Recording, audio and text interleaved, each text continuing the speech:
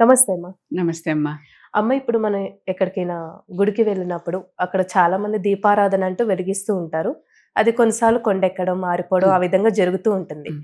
అయితే కొంతమంది చూసినోళ్ళు వెలిగిస్తూ ఉంటారు. మరి కొంతమందేమో వేరే వాళ్ళు వెలిగించారు గదా! మళ్ళీ దాన్ని మనం వెలిగించద్దా లేదా అని డౌట్‌తో ఉంటూ ఉంటారు. ఆ! అసలు దీపారాధన ఒకవేళ ఆరిపోతే అంటే కొండెక్కితే వెలిగించంటారా మనం? వెలిగించొచ్చమ్మా. హ్మ్.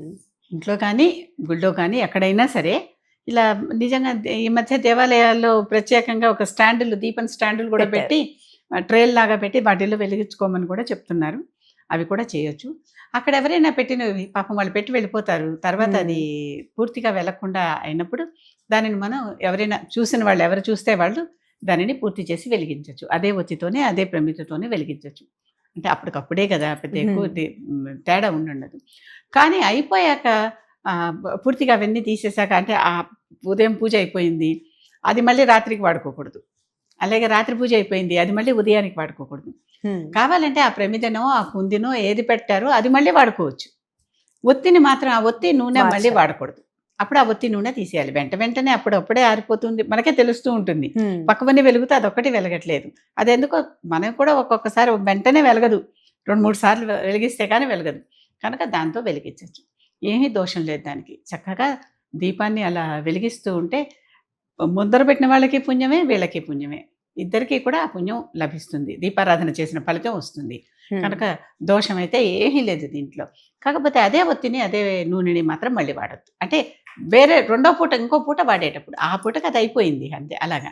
అప్పటికప్పుడే కనుక ఇవన్నీ చక్కగా వెలిగించొచ్చు. హ్మ్. దోషం ఏమీ లేదు దానికి. రోజు పూజలో ఒకే ఒత్తి, ఆ ఒత్తినే మళ్ళీ రాత్రికి పూర్తిగా అయిపోలేదని రాత్రి కూడా సాయంకాలం దీపం కూడా పెడతారు కదా! అలా పెట్టుకోవచ్చా? లేకపోతే మర్నాడు పెట్టుకోవచ్చా అంటే, ఒకసారి ఈ ఈ విధంగా ఒక పూట వాడేశాక మళ్ళీ మర్నాడు అది వద్దు తీసేయాలి. ఇవన్నీ దీపాలన్నీ ఎందుకు పెడుతున్నామంటే, అక్కడ ఒక రకమైన కాంతిని ఇవ్వటానికి పెడుతున్నాం. అంటే దేవతలు కానీ, మనం కానీ ఉండే చోట ధూపం, దీపం, నైవేద్యం ఇవి ముఖ్యమైన విషయాలు. అవును. ఈ ధూపదీప నైవేద్యాలని మనం ఎటువంటి ఇబ్బంది లేకుండా జాగ్రత్తగా ప్రతిరోజు చేస్తే ఆ ఫలితం వస్తుంది. కనుక దీపం ఇవాళ ఒక కుందిలో పెట్టాం. సాధారణంగా గుళ్ళల్లో పెట్టేటటువంటి పెద్ద పెద్ద దీపాలుంటాయి చూడండి. హ్మ్. అవసలు వాళ్ళు ప్రతిరోజు తోమను కూడా తోమరు. హ్మ్. తుడిచేస్తారు. అవును. ఓ బట్ట పెట్టి తుడిచేసి మళ్ళీ దాంట్లో నూనె వేసి, ఒత్తి వేసి పెడతారు.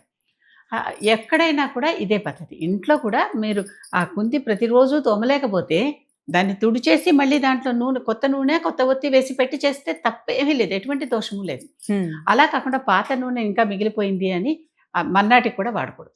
ఆ ఆ పూటకి వాడొచ్చు. మర్నాటికి వాడొద్దు. అంటే అప్పుడే వెలిగించాం, ఆరిపోయింది. అరే! మళ్ళీ వెలిగిద్దాం అన్నట్టుగా చేయాలనమాట.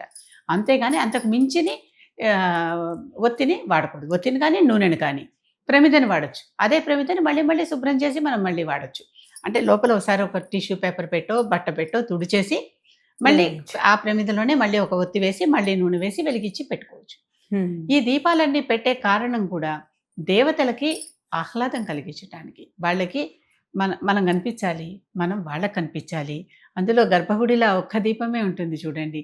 అవును. ఎందుకంటే దేవుణ్ణి మనం చూసేటప్పుడు అట్టహాసంగా దీపాల మధ్యలో కాకుండా ఎంత చీకటిలో కూడా మనం దేవుణ్ణి చూడగలగాలి. ఒక చిరు దీపం మాత్రం ఉంటుంది. అందుకే చీకటిలో చిరుదివ్వె అన్నారు. ఆ హ్మ్. దీపం పెట్టటంలో ఉద్దేశ్యం ఏంటంటే, చిన్న దీపాన్ని పెట్టటంలో ఉద్దేశ్యం ఏంటంటే, అందులోను గర్భగుళ్ళలో ఎప్పుడు కూడా ఎలక్ట్రిక్ దీపాల కంటే కూడా ఆ! దీపం. నెయ్యి దీపాలు, నూనె దీపాలే పెడతారు. అవును. ఉద్దేశ్యం ఏంటంటే, దానివల్ల మన ఉన్నటువంటి లోపల మనకున్న శనిని కానీ, దేన్ని కానీ కరిగిస్తున్నాం. హుహు. ఆ దేవత దగ్గర. అక్కడికెళ్ళి మనం మన ఘోష వెళ్ళబోసుకున్నట్టే. కనుక ఆ దేవత కూడా మననే చూడాలి, మనం కూడా ఆ దేవతనే చూడాలి అంటే, చీకటిగా మనం ఏది చూస్తాం, ఏది కంటికి బాగా కనిపిస్తుందో అదే చూస్తాం. ఏది కంటికి ఆనుతుందో అంటాం. కంటికి ఆనటం అంటాం. అలాగా ఆ దేవతని మనం చూడగలగాలి. అందుకనే బాగా దీపాలు పెట్టుకొని మిరుమిట్లు గొలిపేటటువంటి కాంతిలో కాకుండా, ఎంత పట్టపగలు కూడా గుళ్ళల్లో గర్భగుడిలో కొంచెం చీకటిగానే ఉంటుంది. గమనించి అవును. చూడండి. అదే ఆ వెలుగులో గూడా బాగా కనిపిస్తూ ఆ ఉంటారు. వె అమ్మవారి ఆహ్, ఆహ్, రూపంలో ఆ ప్రసన్నగా. వెలుగులో కూడా మనం చూడగలగటమే. అసలు హ్మ్. స్ ఇక్కడ తిరువనంతపురంలో అనంత పద్మనాభుడికి 3 తలుపుల ద్వారా హ్మ్. మనం చూడాలి. అంటే ఇక్కడ తల భాగం, ఇక్కడ ఉదర భాగం, ఇక్కడ పాద భాగం ఉంటుంది. ఈ 3 తలుపుల నుంచే ఇతర దేవతలందరూ కూడా ఆయన చుట్టూ పరివేష్టించి ఉంటారు. అంత అక్కడ కూడా అంతే ఈ దీపాలే ఉంటాయి. కేవలం ఆ చిన్న చిన్న దీపాల ద్వారానే మాత్రమే మనం చూస్తూ ఉంటే ఒక్కసారిగా అంతా కలిపి మనం చూడలేం. బొమ్మ వేస్తే క్యాలెండర్‌లోనో, పటంలోనో చూడటమే తప్పితే చూడలేం. వెనక్కెళ్తున్న కొద్దీ దూరం అయిపోతాం. కొంత దూరం దగ్గర నుంచి చూస్తే చాలా దగ్గర నుంచి చూడగలగాలి. అలా కనపడుతుంది కూడా. చూడనిస్తారు కూడా. ఎందుకంటే అక్కడ దర్శనమే అలాంటిది. కనుక దేవతని చూసేటప్పుడు పూర్తిగా కాన్సంట్రేట్ చేసి మొత్తం హోలిస్టిక్‌గా మనం చూడగలగాలి ఆ దేవతనంతా. ఆ హోలిస్టిక్‌గా ఎప్పుడైతే మనం చూడగలుగుతామో అప్పుడే అది రూపం అనేది సరైన కనిపిస్తుంది. జ్యోతి దర్శనం అవుతుందనమాట. అదే అసలైనటువంటి దర్శనం. అదే. అది. చాలా చక్కగా తెలియజేశారమ్మా. ధన్యవాదాలు.